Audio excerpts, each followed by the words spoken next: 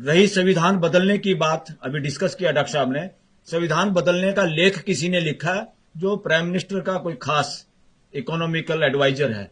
मैंने कहा यार इकोनॉमिकल एडवाइजर तू अपना हिसाब किताब दे कि तूने इकोनॉमी बढ़ाने पे क्या काम किया, कौन से लेख लिखे, किसानों की आमदनी कैसे डबल हुई, डिस्पैरिटी कैसे कम हुई, आर्थिक असमानता कैसे घटी। अरे तेरा काम वो है, तनख्वाह तूने उस बात के लिए है, वरना तेरे पे तनख्वाह उल्टी लेनी पड़ेगी सरकार बदलने के बाद, रिकवरी करनी पड़ेगी। ये किसी प्राइम मिनिस्टर या किसी मंत्री के घर से पैसा नहीं आता, ये इस देश के आम आदमी का टैक्स का पैसा है। जो साबुन खरीदता है उस पर भी जब टैक्स देता है वो सारा पैसा उस तनख्वाह को का हिस्सा है उसमें, इकोनॉमिकल एडवाइजर को। इकोनॉमी की एडवाइस देना नहीं और तुम चले संविधान को बदलने। संविधान का एबीसी तुम्हें पता नहीं, संविधान में अमेंडमेंट करो ना, डंके की चोट पे डिस्कस करो। और डिस्कस करना, अमेंडमेंट करना मेजोरिटी के आधार पर नहीं होता। घर में कोई सोचे ना कि हम 5 आदमी हैं, मियां बीबी और बड़ा बेटा साथ हैं, जो मर्जी घर में करें, 2 जो छोटे बच्चे ना वो लठ मारेंगे गिर के, क्योंकि you have to decide after consultation with all.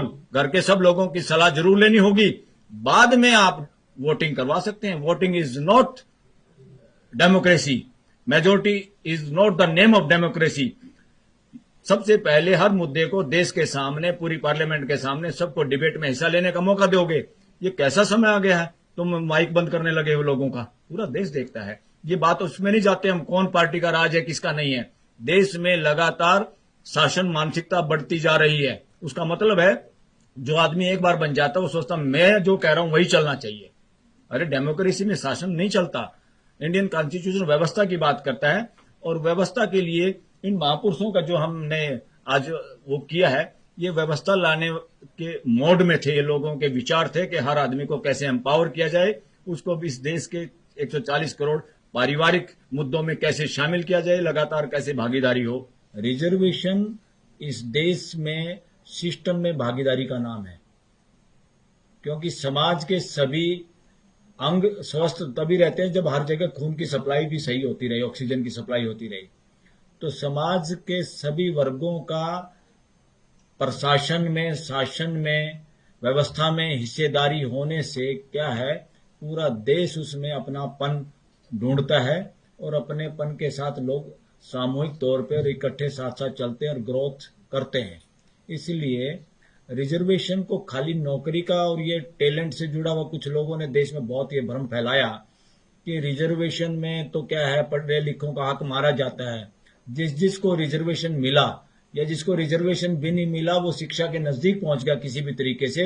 हर बच्चे ने, जिसको रिजर्व कैटेगरी भी कहते हैं लोग, उनके बच्चों ने वो कमाल किया कि वो जनरल कैटेगरी के बच्चों से भी ज्यादा नंबर लेके अब नौकरियां पाते हैं। इसे ये साबित हो गया कि ये भ्रम जो फैलाया जा रहा था समाज में कि रिजर्वेशन के सारे ही अच्छे पढ़े लिखे लोगों का या जो सही समझदार हैं इस देश में उनका हक मारा जा रहा है, ये नॉनसेंस, इससे बड़ी कोई नॉनसेंस नहीं थी, और वो भ्रम दूर हो गया देश का।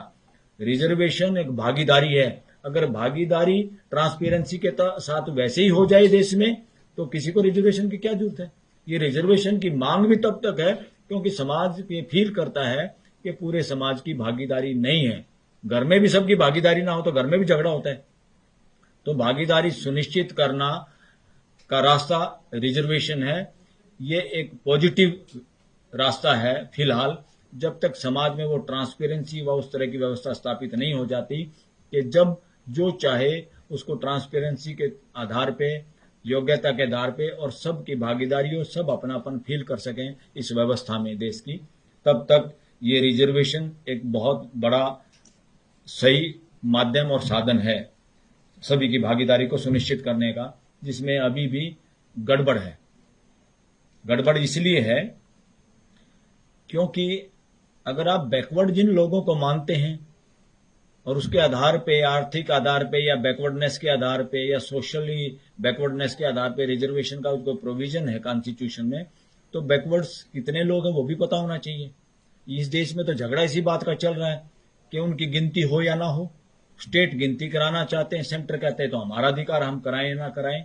इस तरह से ये सब साबित होता है कि देश में ट्रांसपेरेंसी नहीं, नीयत खराब है लोगों की, और वो नीयत ठीक करने की जरूरत है। वो जिम्मेवारी उन लोगों की नहीं है खाली जिनको कुछ फायदा हो रहा है, उन लोगों का भी बोलने की ड्यूटी। आज जिनको लगता है मुझे फायदा हो रहा है चुप रहूं, तो कल को उस बात का नुकसान उनको भी उठाना पड़ता है। जब रिजेंटमेंट होती है सोसाइटी में तो उसका नुकसान किस किस को होता किसी को पता नहीं। इसलिए हमेशा राइट बात के हक में खड़ा होने की duty, it is a fundamental duty of each and every citizen of India. अगर हम उस वक्त नहीं बोलते तो जब गलत कब समाज में होता है तब उसमें हमारी खुद की जिम्मेदारी होती है, किसी और की नहीं। लेजिस्लेचर जिसका काम है कानून बनाना संविधान के अनुरूप, कार्यपालिका जिसमें प्राइम मिनिस्टर से लेके he is the chief executive officer, और सारे मंत्री और सारा नीचे की bureaucracy. Number third, judicial system, judiciary. अब हो क्या रहा है, पार्लियामेंट में जो लोग हैं उनके ध्यान में ये लगातार रहता नहीं, शायद उनको पता भी नहीं, बहुत सारे लोगों को उसमें मनन मंथन चलता नहीं। जिस हिसाब से जनप्रतिनिधि चुने जाते हैं उसमें जुगाड़ करके सारा काम हो रहा है पूरे हर पॉलिटिकल पार्टी में। किसके बदले में कौन जीत सकता है, कौन किस कास्ट के वोट ले सकता है, कौन किस जाति के वोट ले सकता है, इसलिए उसमें आदमी गलत सलत कुछ भी हो चलता है। और वो गलत सलत आदमी प्रतिनिधि चुन तो जाते हैं, हमारे यहाँ चुनाव का जो भी तरीका है नो प्रॉब्लम, मगर उनके जहन में इस देश के संविधान को पूरा तो उनको पता ही नहीं ज्यादातर को। मगर उनको प्रियम्बल भी अगर याद है कि हम इस काम के लिए आए हुए हैं, जो प्रियम्बल में प्रस्तावना में जो इंडियन कॉन्स्टिट्यूशन में लक्ष्य रखा हुआ पूरे देश के लिए, पूरे देश की जनता को क्या चाहिए, पूरे देश की जनता के लिए किस तरह की व्यवस्था चाहिए, उसमें सारे न्याय की, बंधुता की, इक्वलिटी की सारी बातें हैं। अब उसमें जुडिशरी पे भी क्वेश्चन मार्क है। वो क्या क्वेश्चन मार्क है? हाई कोर्ट और सुप्रीम कोर्ट को सुओ मोटो पावर है। लोगों के फंडामेंटल राइट की सुरक्षा की गारंटी देना और संविधान को बचाना इन लोगों का काम है। ये लोग कितना काम कर रहे हैं? मैं ओपन मन से इस बात को कहता हूं, बार बार अंदर सुप्रीम कोर्ट में भी कहता हूं, 5% काम किया है। इनके 100 में से 5 नंबर है अभी तक। 75-80 साल इस देश को आजाद हो गए हैं और ये जुडिशियल सिस्टम पहले से चला आ रहा है। रिट जुरिडिक्शन जितना इन लोगों के पास है, उसके बावजूद भी क्या हो रहा है, ये काम क्यों नहीं कर पा रहे? उस प्रियम्बल में जो लिखा हो उसके अनुरूप रिजल्ट क्यों नहीं हो रहा? देश में अनइक्वलिटी बढ़ी है कि कम हुई है? इक्वलिटी की हम बात करते हैं, भाईचारा ज्यादा हुआ या कम हुआ है? अरे लिटरेसी तो बढ़ गई, मगर बाकी चीजें कहां पहुंची? फिर लिटरेसी का मीनिंग क्या है? लिटरेसी का मीनिंग क्या है? कबूतर ए एप्पल का मतलब नहीं है, या आपने ग्रेविटेशनल लॉ पढ़ लिया फिजिक्स से, आप बड़े भारी साइंटिस्ट हो गए या जज बन गए, आपको पता है संविधान की सारी धाराएं आपको याद है, इसका कोई मायने नहीं है। संविधान का ऑब्जेक्ट जो है, ऑब्जेक्टिव जो उसमें तय किए हुए हैं, वो कहां तक आपने अचीव किए हैं, आपकी जजमेंट ने अचीव किए हैं। आपकी जो जजमेंट आती हैं उससे भाईचारा बढ़ रहा है, इकोनॉमिकल इक्वलिटी बढ़ रही है क्या? इस तरह के क्वेश्चन मार्क अब जुडिशरी पे भी है और एडवोकेट लोग वोकल हो रहे हैं। वोकल क्यों हो रहे हैं? जब तक एक नहीं बोलता दूसरे भी बोलते नहीं। वकील लोग भी इन बड़े बड़े शहरों में आके जो वकालत देश की स्टेटों की राजधानी और सुप्रीम कोर्ट देश की राजधानी में करते हैं, हम सब उसी चक्कर में अपने बच्चों को पढ़ाने में और किराए देने में और इस तरह के गाड़ी घोड़े के जुगाड़ करने में लगे रहते हैं। प्रियम्बल हम भी भूल जाते हैं कि हमारा काम क्या था, हम किस काम के लिए डिग्री लेके आए थे बड़े बड़े सपनों के साथ, हम उसमें कितने कामयाब हुए हैं, और हम क्या उस दमखम के साथ अपने केस को प्लीड कर पाते हैं क्या कोर्ट के जजेस के सामने, या फंक्शन में जब वो हमें मिलते हैं उनकी दुआ सलाम राम रमी के अलावा कुछ और भी उनके कानों में बोलते हैं कि नहीं बोलते हैं? तो अब क्वेश्चन मार्क, मैं क्योंकि लॉ का स्टूडेंट हूं, मैं जुडिशरी पे क्वेश्चन मार्क करता हूं, क्योंकि मैं पार्लियामेंट का मेंबर नहीं, हम कोई ब्यूरोक्रेसी में नहीं है, मंत्री संतरी नहीं है। हर वकील ये जुडिशरी से पूछे कि भाई 2 अंग खराब थे, जब लीवर किडनी खराब हो रही थी, अरे हर्ट तेरा क्या हाल हुआ, तू भी बैठ गया। तो इनको, हर जज को, हर सुप्रीम कोर्ट को और हाई कोर्ट को क्वेश्चन मार्क करना अब वकीलों का काम है। एक अकेला चीफ जस्टिस संविधान को लागू करने के जुगाड़ में है, कोशिश में है। वो चीफ जस्टिस चंद्रचूड़ के बारे में कहा, ओपनली अब लोग वोकल हो गए हैं जजों के बारे में, सुप्रीम कोर्ट के बारे में। और सुप्रीम कोर्ट में हमारे यहां क्या होता है, सुप्रीम कोर्ट में जज वो आते हैं कि किस हाई कोर्ट का जज का रिप्रेजेंटेशन नहीं है। तो हमने बल्कि जस्टिस गवई के सामने एक दिन प्रोग्राम में, डॉक्टर अंबेडकर का जन्मदिन की जयंती हमने मनाई थी सुप्रीम कोर्ट लॉन्ज में, वहां ओपनली कहा था ये धंधा, गोरख धंधा बंद करो सर। बोले क्या कि जो जज है भाई, यहां पंजाब हरियाणा हाई कोर्ट का रिप्रेजेंटेशन नहीं है, अब ये बात छोड़ दो आप, किस हाई कोर्ट का रिप्रेजेंटेशन है। अब इस बात का ध्यान रखो किस समाज के अंग का रिप्रेजेंटेशन नहीं है सुप्रीम कोर्ट में। ये गदर फंड नहीं चलेगा अब इस देश में। तो उसके लिए हम सबको वोकल होना पड़ेगा, इकट्ठे होना पड़ेगा। देन जब प्रेशर बनाते हैं, जब बात को रखते हैं बार बार, तब इंप्लीमेंट होती है। और बड़ी बात यह है कि जब इक्वेलिटी और डिग्निटी की बात करते हैं, प्रोफेसर रतनलाल जीते जागते उदाहरण हैं, जो अपने कॉलेज में इनकी प्रमोशन तक रोकने का काम सिस्टम कर रहा है। सिस्टम में अभी इक्वेलिटी, आदमी को आदमी की तरह ट्रीट ही नहीं किया जा रहा। और जब दिल्ली में, देश की राजधानी में, और दिल्ली यूनिवर्सिटी के नाम में ग्रामीण कॉलेज में ऐसा हो रहा है, तो हम अंदाजा लगा सकते हैं देश के दूर दराज इलाकों में क्या हो रहा है। ये बहुत चिंता का विषय है। अगर अन्याय एक के साथ होता है तो समझो अन्याय पूरी दुनिया के साथ हो रहा है। और उसी के साइड इफेक्ट हैं जो समाज के अंदर घर्षण के रूप में, लड़ाई झगड़े के रूप में और फसादों के रूप में समय समय पे निकलते हुए नजर आते हैं। बहुत सारी चीजें इकट्ठी होती है मानसिकता में, तब जाके कोई छोटी सी चिंगारी बड़े उपद्रव में बदलती है देश और दुनिया के अंदर। इसमें कोई दो राय नहीं। अभी तक हमारे देश में जितनी भी यूनिवर्सिटीज हैं, इनमें चलन ही नहीं रिसर्च करने का। क्या रिसर्च करने का? हमारे वकील लोग भी अपने बच्चों को इंग्लैंड में, यूएस में, बाहर की यूनिवर्सिटियों में एलएलएम कराने में गर्व महसूस करते हैं इंडिया की बजाय। क्या कारण है? वहां पर यूनिवर्सिटीज में रिसर्च होती है, अपनी हाई कोर्ट और सुप्रीम कोर्ट की जजमेंट्स पे रिसर्च करते हैं प्रोफेसर, वो पब्लिश होती है और ओपन डिबेट होती है, बाहर आती है कि किस मुद्दे पे सुप्रीम कोर्ट के या किसी हाई कोर्ट के, विदेशों की बात कर रहा हूं मैं, कि जजमेंट में आपस में क्या गड़बड़ है, जो पर्टिकुलर लोगों के साथ उसने बिहेवियर रीजनिंग गलत दी और दूसरे में कुछ फेवर किया।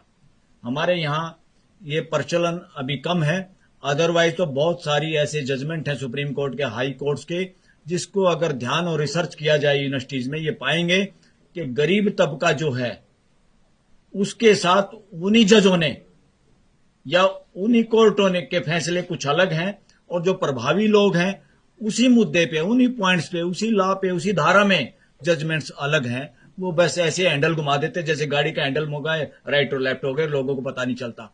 लोग ये सोचते रहते हैं हाई कोर्ट की जजमेंट है, सुप्रीम कोर्ट की जजमेंट है, इससे आगे क्या करें। अब लोगों को, वकीलों को भी, नए स्कॉलर्स जो नए स्टूडेंट हैं, उनको ये देखना होगा किस जजमेंट में सेम जूरिस्प्रूडेंस को लागू नहीं किया गया। सुप्रीम कोर्ट बार एसोसिएशन और हाई कोर्ट बार एसोसिएशन के भरोसे भी रहने की जरूरत नहीं है। अलग बॉडी बना के भी वोकल होने की जरूरत है। और मैं तो कहता हूं जरूरत है इस वक्त प्रेस कॉन्फ्रेंस करने की भी। सच्ची बात पे कोई कंटेम्प्ट नहीं होता। If you are speaking truth there is no contempt. फिर किसी जज का इंडिविजुअल भी अगर करप्शन के या गलत आचरण का कुछ हमारे पास सबूत है, उसका भी कोई कंटेम्प्ट नहीं होती। ये भय इस देश को खत्म करना होगा, खासतौर पर वकील समाज को। जमानतों के केस में भी अक्सर वकील लोग डिस्कस करते हैं। गरीब गुरबे या जिनको कमजोर जातियां समझते हैं लोग, उनके लोग जेलों में ज्यादा हैं और लंबे समय तक पड़े रहते हैं, उनको जमानत नहीं मिलती, सुप्रीम कोर्ट तक भी डिसमिस हो जाती है। और जो प्रभावी लोग हैं उनकी जमानतें भी अगर देखेंगे कि उन्होंने कितने समय में जमानत मिली, कितने वक्त वो जेल में रहे, ये रिसर्च का मुद्दा इस देश के लिए। डिस्क्रिमिनेशन आज प्रशासन में नहीं है, जुडिशियल लेवल पे भी हमें चेक करना है और उसको रोकना होगा। इसी का नाम है राइट टू एक्सप्रेशन, कि आदमी के जो विचार हैं या जो मन में है वो परिवार के सामने कह पाए और परिवार पेशेंस के साथ उसको सुन पाए, रिएक्शन ना करे, रिस्पॉन्स दे। यही राइट टू एक्सप्रेशन है। अब हो क्या रहा है, इस राइट टू एक्सप्रेशन के लिए हमने एक प्रोग्राम किया था कुछ दिन पहले।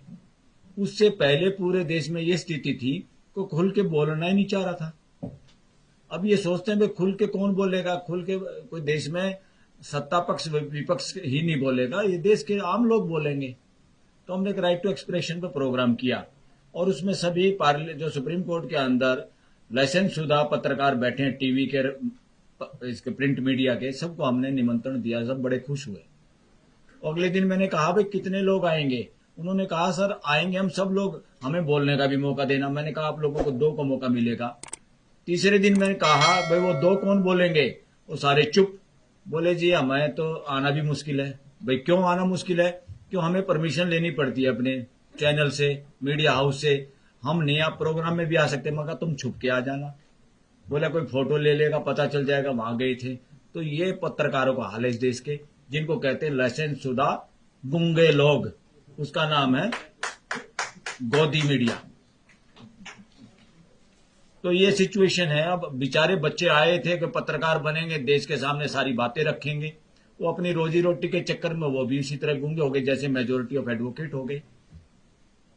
कि मेजोरिटी ऑफ एडवोकेट कहां बोल पाते हैं। हमारा काम बोलना है कि देश में कोई भी समस्या होती है, बार का मतलब क्या है, खाली मेंबरों के सुविधाओं के लिए नहीं। सुप्रीम कोर्ट की बार उस वक्त अगर ना खड़ी हो कि जब देश सुनना चाहता है कि वकील इस वक्त क्या बोल रहे हैं।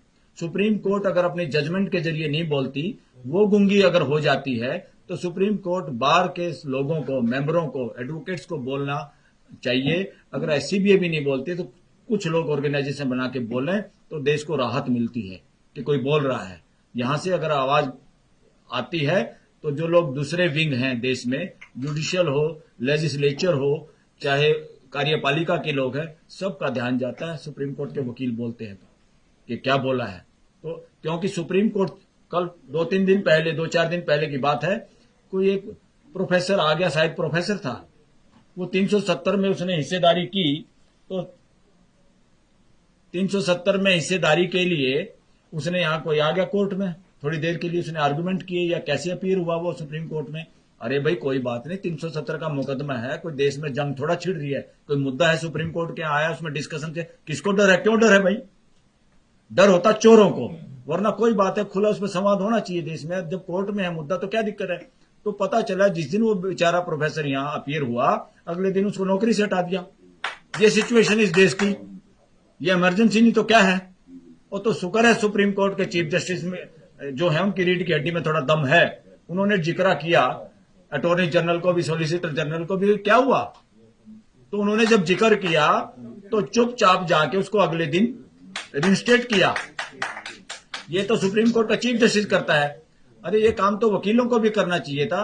पाकिस्तान को हम अपने से बैकवर्ड देश बताते हैं, पाकिस्तान का चीफ जस्टिस को वहां की सरकार हटा देती है, हटाने के बाद सारे देश के वकील सड़क पे आ जाते हैं, और हटा हुआ चीफ जस्टिस इस देश में, इस पूरे ग्लोब पे, धरती पे को भी दोबारा नहीं लगा, वो पाकिस्तान में लगा। हटाया हुआ चीफ जस्टिस दोबारा गद्दी पे बैठा लोगों के प्रेशर की वजह से। तो बताओ डेमोक्रेसी हमारे से ज्यादा कहां है, पाकिस्तान में है नहीं क्या। उसको हम ऐसे बदनाम करें, जिसकी पड़ोसी से नहीं बनती उसकी किसी से नहीं बनती। It is a fundamental duty of each and every human being. अगर हम घर में हैं, अगर हमारी पड़ोस में नहीं बनती तो हमारे अंदर कमी है। तो बार बार ये चिल्लाने से फलाना देश बुरा, फलाना आदमी बुरा, ये वो लोग करते हैं जिनके पास सॉल्यूशन नहीं है, संवाद नहीं है, हिम्मत नहीं है, जिनका हिडन एजेंडा है। वरना पड़ोसी का क्या बुरा, कुछ उसकी मान लो, कुछ अपनी मनवा लो, संवाद होगा तो सब कुछ हल होगा। वो सर एक और बात कहते थे चौधरी छोटू राम लोगों को भाषण देते वक्त कि मंडी और फंडी से बचो। मैं आपको बताना चाहता हूं उसका मतलब क्या है। फंडी का मतलब उनका था जो आस्था के नाम पे आप लोगों को दास बनाते हैं, जो उसका लॉजिकल आंसर नहीं देते या उसके आंसर देने से भागते हैं। जो लोग ये कहते हैं जो हम कह रहे हैं वो मान लो, उनका नाम उन्होंने रखा, उस वर्ग का नाम रखा फंडी। फंडी मतलब आस्थाओं को चुपचाप मान लो, और जबकि आदमी मानने वाली चीज नहीं है, आदमी समझ के मानने वाली चीज है अस्तित्व में। यही संघर्ष चलता रहा। उन्होंने एक बड़ी बात कही, और मेरा अपना निजी शोध ये है कि जहां जहां आस्थाएं लगातार जारी हैं, यानी फंड जारी है, यानी उस फंड को बढ़ावा देने वाले फंडी लोग अभी हैं, तो वहां पे मंडी हावी है, यानी कैपिटलिज्म हावी है। क्योंकि आस्था लोगों को दास बनाती है, और जहां जहां पूरी दुनिया में नजर मारो, जहां जहां आस्थाओं का ठोर ठिकाने मजबूत हैं, वहीं पे कैपिटलिज्म हावी है। क्यों? आस्था सिखाती है कि कोई ऐसा है, आपके कर्म ऐसे, इसलिए आप तो भुगतो ऐसे ही। वो बराबरी का दर्जा ही नहीं देने देती, बराबरी का कॉन्फिडेंस क्रिएट नहीं होने देती। आस्था इस बीमारी का नाम है। आस्था एक दास्ता है, और आस्था से जहां जहां आदमी निकलता है वो कैपिटलिज्म का मुकाबला करता है, यानी उसके बीमारी को भी समझता है। ये दोनों सिक्के के पहलू हैं, मंडी और फंडी, आस्था और कैपिटलिज्म। कैपिटलिज्म भी उसी तरह से है जैसे आस्था में है कि किसी की किस्मत अच्छी। तो कैपिटलिज्म वाले मानसिकता का भी यही है कि मेरे पैसे, मैंने पैसों से और पैसे कमा लिए और जितने मर्जी बना लूं, चाहे मैं अंबानी का फूफा बन जाऊं, पूरे देश की संपत्ति मेरे पास हो जाए, तुम क्या, तुम्हारे तो कर्म माड़े हैं। तो ये नॉनसेंस अब चलने वाली नहीं है, क्योंकि एग्जिस्टेंस में कोई भी नौकर और मालिक का रिश्ता ही नहीं है अस्तित्व में। हमने ही कहानियों में शेर को जंगल का राजा बना दिया, वरना बंदर तो बहुत बार उसकी बेइज्जती करता है और वो चुपचाप चलता हुआ नजर आता हमारे को शेर। ये आदमी ने कहानियां गढ़ रखी हैं अपनी मानसिकता के अनुसार, क्योंकि उसकी मानसिकता जब शासन की होती है तो जंगल का शेर का भी शेर को मालिक बना देते हैं कहानी में। तो कहानी जानवरों की लागू इंसानों पे करना चाहते हैं, ये नहीं होगा। इसका वक्त आ गया है, समाज इससे आगे बढ़ेगा। और साथियों, एक और बात, हमारे कॉन्स्टिट्यूशन में आस्था की भी बात है और साथ में फंडामेंटल राइट की बात है। अरे फंडामेंटल राइट मेरा स्पीकिंग का, एक्सप्रेशन का है, तो मेरा ये कहना है कि फंडामेंटल राइट टू एक्सप्रेस बड़ा है तुम्हारी आस्था से। अगर तुम्हारी आस्था मेरी टांग बांधती है तो तुम्हारी आस्था को लात मारते हैं हम, तुम्हारे को जवाब देना पड़ेगा। तुम्हारी आस्था किस पे डिपेंड करती है, बताओ, प्रश्नों का उत्तर दो। आज मेरा बच्चा कुछ बात पूछता है, मेरा बच्चा पूछता है मेरे से, ये लाइव बात कर रहा हूं मैं अपने घर की, कि पापा गीता में तो ये लिखा है, श्री कृष्ण के मुख से ये कहलवाया गया है किताब में कि मैंने ही 4 वर्ण बनाए हैं, यानी ब्राह्मण, क्षत्रिय, वैश्य, शूद्र। बोला पापा SC ST तो अछूत थे, वो किसी वर्ण में नहीं आते, तो या तो कृष्ण झूठा या कृष्ण नकली, जवाब दो। और मैंने आंसर दिया, बेटा ये कृष्ण भी झूठा, ये गीता भी झूठी। क्योंकि जब या तो कृष्ण बेवकूफ नहीं हो सकता, इसका प्रश्न ये घर में चर्चा का विषय है, ये कोई आस्था के नाम पे चुप रहने की बात नहीं है। आप लोगों के चेहरों पर, जबान पर लगाम नहीं लगा सकते। आस्था बहुत छोटी चीज है हमारे फंडामेंटल राइट के आगे, और आस्था को हमने कुचलना होगा फंडामेंटल राइट टू एक्सप्रेशन के द्वारा, और देश और दुनिया को तभी आगे बढ़ पाएगी। आस्था इतने सालों से, हजारों साल से बेवकूफ बना सकती है कोई आस्था?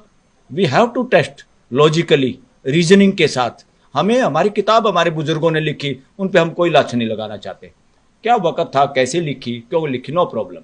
हम प्रेजेंट की बात करते हैं, क्या प्रेजेंट सिनेरियो में वो लागू होती है? लागू करे तो झगड़ा होता है, झगड़ा चाहिए क्या?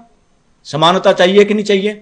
और हिसाब लेना पड़ेगा आस्थाओं से, रिलीजियस बुक से, रिलीजियस लीडर से, रिलीजियस स्थानों से, कि बताओ 700 करोड़ को जोड़ने के लिए तुमने क्या काम किया, क्या प्लान है तुम्हारे पास? 700 करोड़ लोग तुम्हारे इन घरों में घुस नहीं सकते, तुमने अलग अलग लोगों के लिए घर बना लिए। मानव जाति ऐसा नहीं चाहती। और साथियों, मानव जाति का एग्जिस्टेंस में अगर रिलीजन कोई है, वो एक व्यवस्था है, अस्तित्व में व्यवस्था है, सबके लिए, सब उसको समझ सकते हैं। हमें तो सिर्फ व्यवस्था, उस अस्तित्व की व्यवस्था के अनुरूप जीना भर है, इससे बड़ा कोई काम मानव जाति का नहीं है। अब व्यवस्था के अनुसार नहीं जी रहे, इसलिए तो पॉल्यूशन है, लड़ाई हो रही पॉलिटिकली। पूंजीपति राज्यसभा लोकसभा में पहुंच रहे हैं और उनको चाहिए जंगलों का अंदर दबी हुई खदानें। धरती माता का दूध पी के हम अपनी माँ का बड़े हुए हैं, और आज मैं ये कहने लगूं बुढ़ापे में, माँ बूढ़ी हो गई, माँ दूध तो अब तेरे पास है नहीं, जब तेरी किडनी खा लेते तेने मरना तो है ही। तो धरती के साथ वो सिचुएशन कर रही है मानव जाति, और ये सारी सुप्रीम कोर्ट और सारे ह्यूमन राइट कमीशन दुनिया के चुपचाप मुक्त दर्शक बन के खड़े हुए हैं, नकली हैं, रबड़ स्टैंप हैं, नाम के नौकरियां कर रहे हैं, नाम रख रखे ह्यूमन कमीशन के चेयरमैन। ह्यूमन राइट को समझते नहीं, घर में ह्यूमन राइट को लागू नहीं करते। इस तरह के लोगों का कब्जा है, और कब्जा छुटवाना है सबको मिलके। और दोस्तों, किताबें इंसान लिखता है, इंसान किताबों से बड़ा है, किताबें इंसान को बंधक नहीं बना सकती। इसलिए उन पे चर्चा होना और उन पे क्वेश्चन रेज करना प्रेजेंट सिनेरियो में कोई बुरी बात नहीं है। उन पे क्वेश्चन ही ना रेज करें, फिर तो आप और हम इंसान हैं या तोते हैं, पिंजरे के तोते, के तोते की तरह बोलना आपको। बस यही है शासन मानसिकता, कि मैंने जो कह दिया उसको आप काट नहीं सकते। तो हमारे बुजुर्गों ने जो किताबें लिखी हैं, वो किताबें न केवल एक सेक्ट की है, एक धर्म की है। ये धर्म कुछ नहीं है, ये रिलीजन है, ये संप्रदाय है।